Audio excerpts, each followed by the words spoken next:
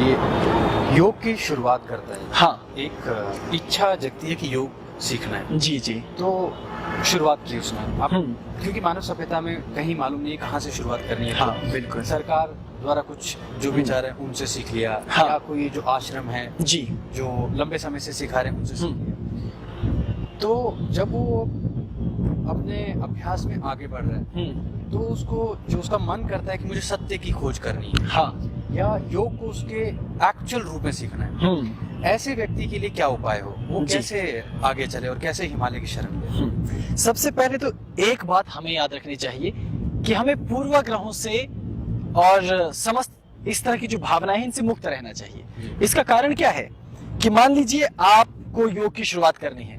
योग की तो अनेकों पद्धतियां हैं, तो भले ही आप सरकारी किसी कार्यक्रम में देखें कि लोग योग कर रहे हैं, या किसी निजी संस्थान को देखें वो योग करवा रहा है, या पाठशालाओं में आप योग कर रहे हैं, या किसी पुस्तक को पढ़ रहे हैं, या फिर कहीं आजकल तो मॉडर्न डेज हैं, यूट्यूब गूगल इत्यादि पे भी लोग सर्च करते रहते हैं, कहीं भी देख लिया, आप बस शुरुआत कर लीजिए। आप उनको देखिए और शुरुआत कर लीजिए, क्योंकि आपको पूर्वाग्रह में नहीं रहना है कि यहाँ से आप सीख नहीं पाएंगे। आपकी शुरुआत यहाँ से हो जाएगी। ये पहला बड़ा इंपॉर्टेंट बिंदु है कि कम से कम शुरुआत कीजिए कुछ नहीं रे करने से। भले ही आप गलत भी कर रहे हैं, लेकिन योग कभी गलत प्रभाव आपको देने वाला नहीं है। ठीक, शुरुआत हो जाएगी तो आपको अनुभूति होने लगेगी कि ये क्या है। लेकिन फिर भी मैं यहाँ बता दूं कि अलग अलग तरह के माइंडसेट के लोग जब योग का अभ्यास करते हैं, उनकी बुद्धि अपनी अपनी तरह से ही घूमती रहती है। जैसे मान लीजिए कोई आदमी ऐसा है जो मानसिक रूप से बहुत परेशान है, दुखी हो गया है अपनी जिंदगी से, और चाहता है कि मैं किसी तरह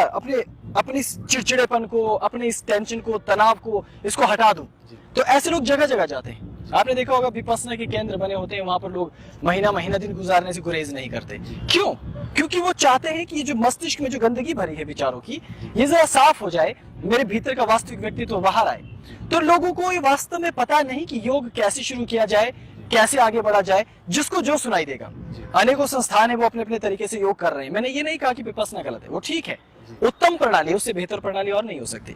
मैं ये नहीं कहता कि बाकी लोग जो प्राणायाम करवा रहे गलत करवा रहे, वो भी उत्तम प्रणाली है, पर क्या आपके लिए वो सही है?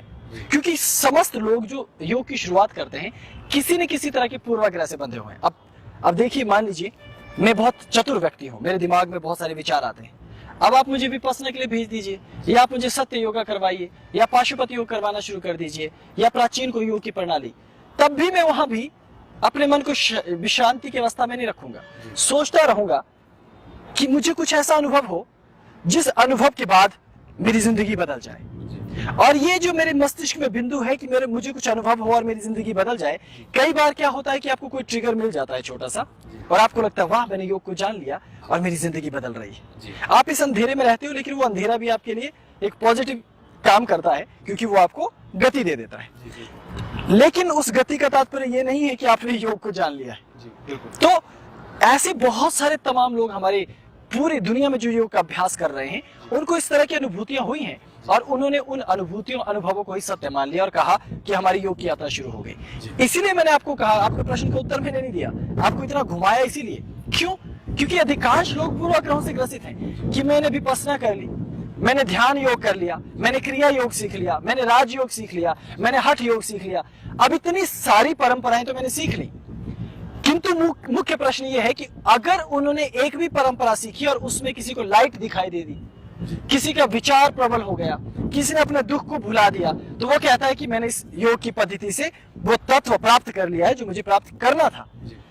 लेकिन वास्तविकता ये नहीं है।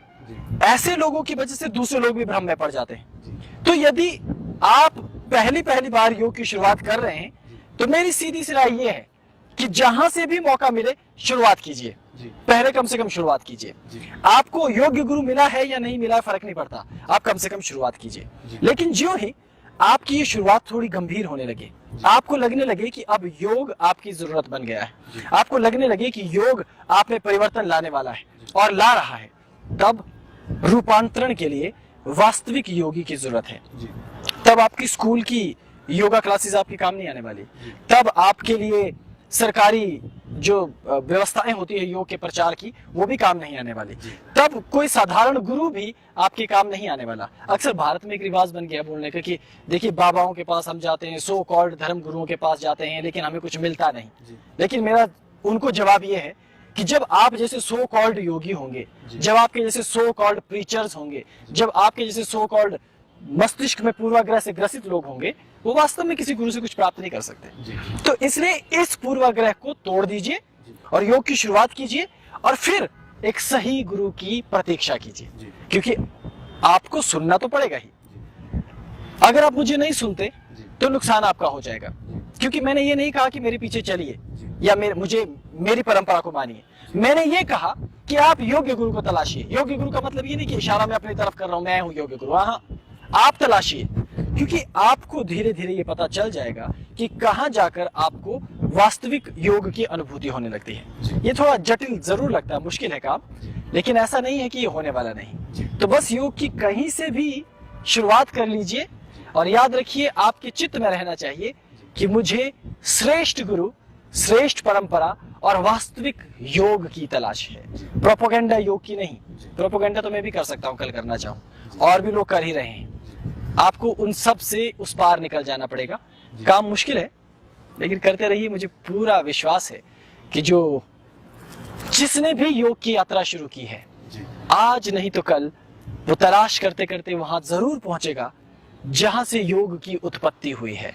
क्योंकि नदी के किनारे जो भी व्यक्ति पानी पी रहा है, अगर उसके मन में ये ख्याल आ जाए कि न जाने ये मीठा पानी कहां से आता है, और वो नदी के किनारे किनारे चलना शुरू कर दे, आज नहीं तो कल वो उस हिम शिखर पर जरूर पहुंच जाएगा जहां से नदी की पहली बूंदें पिघल पिघल कर आ रही हैं। तो वैसे ही योग है, आप बस शुरुआत कीजिए, योग सीखते रहिए कहीं से भी, लेकिन मन में ये बात रखिए कि मुझे इसके उस ओरिजिन को जानना है, जहां से योग शुरू हुआ, क्यों शुरू हुआ और ये क्या परिवर्तन लेकर आने वाला है। अगर ये सारी बातें आपके मन मस्तिष्क में रहेंगी तो योग यात्रा अवश्य पूरी होगी। मेरा यही मानना है इस तत्व को लेकर। जी प्रणाम। ओम नमः शिवाय।